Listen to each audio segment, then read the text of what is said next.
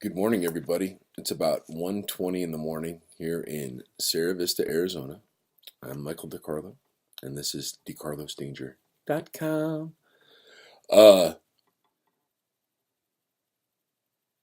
Today's date is the 11th of March, 2018. Been looking at these some cute posts. I ran across the lady Lori Colley, Loricolley, her YouTube channel. Very, very informative debrief. Outstanding job. She did a really good job. Hope that some of you guys were able to catch the BP Earthwatch show. I only caught the last hour of it. Something about, I forgot everybody else changes time or something like that. I don't know. That's tonight. That's inexcusable. One thing that, if you guys follow the Q drops with Australia, okay, let's just say that I spent a large portion of my nautical career during the Clinton administration. During the end of the Clinton administration, a lot of the strain on sailors during time of peace is just being away from home to begin with. We were making ourselves available to be a quicker response time than, say, the West Coast or Hawaii, saving a couple days. But anyway, it goes. If you remember, the lady was talking about if Guam was going to tip over, just for example. Huma Abedin came into the Clinton administration, according to Lori's video in '96. I haven't done any of this research yet. The tie to Australia is going to be, I speculate, it'd be something to look into, would be who the big contributors were to the Clinton Foundation after Bill got out of office, or maybe even perhaps when Hillary ran for U.S. Senate in New York. Those would be interesting bits of research to do, especially somebody from Australia donated to her campaign after, because to me, my connection to this is I'm a submariner, retired submariner. And if you look up the USS San Francisco, it was in an accident on its way to Australia.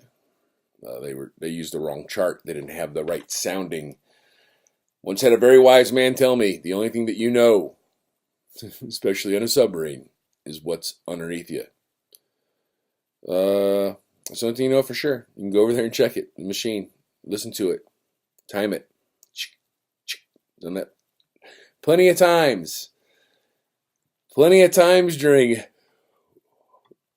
different events, we'll say. So yeah, I'm. It's not that I'm familiar with like Australia because I never went there. It's the only place that I didn't get to go to when I was in the Navy, and I was actually supposed to go there because I was deployed during 9/11. We were actually in Guam, so your 9/11 was my 9/12.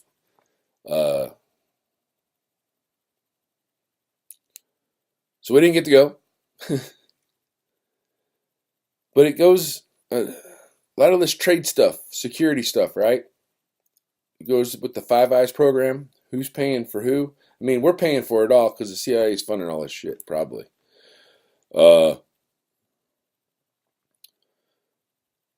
with the unification of Korea, that would be the big threat, presumably, for Australia and our link to not just trade but security for each other. You know,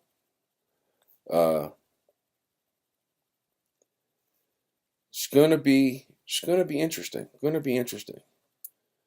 But I really think there's going to be a lot of cost savings to you and me, the American taxpayer. Well, the peace dividend that Clinton was talking about, if you remember, yeah, the only dividend he was talking about was him getting paid off for being able to move material, we'll say, around the world. You know, currency, cash, gold, dope, kids, stuff like that. Let's see. Anything else today? Here's the big thing for me that I'm gonna have to do some more research on, and we're gonna have to go back into probably into the 1950s and 60s.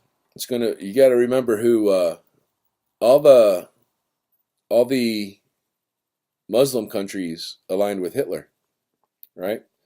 So they were on the enemy side during World War II. So they lost, but we needed their oil. Hitler needed their oil. That's why they were allies. And plus, it's in the region. We're gonna have to do some on that because I'm trying to figure out what were the reasons for the Iranian hostage crisis of 78 and 80. I really had I'm a cold-hearted bastard. I am. I have a dark heart. I've had darkness in my heart for that country ever since I was a child. But let's use a little bit of logic and reason and not involve emotion so much. We probably can come to a better understanding of how things were, is my point. But anyway, that's all I got for now, guys. Might make another one later. You guys are there's some really good videos out here and different people making different assessments. I think it's great. It's almost like sitting in a conference room and going around and everybody giving their different assessment and everything. And especially with the folks that don't have a little bit of a background from military background or anything like that. You guys are doing a pretty good job. I would suggest that perhaps you would create a matrix with the dates and times and maybe a calendar as well to notate when these drops come. And maybe we can display a pattern there. Speaking of patterns, you might want to look up Tavistock. Tavisto. I think it's CK or K. Either way, try it either way. But look them up. You might find that interesting. Well,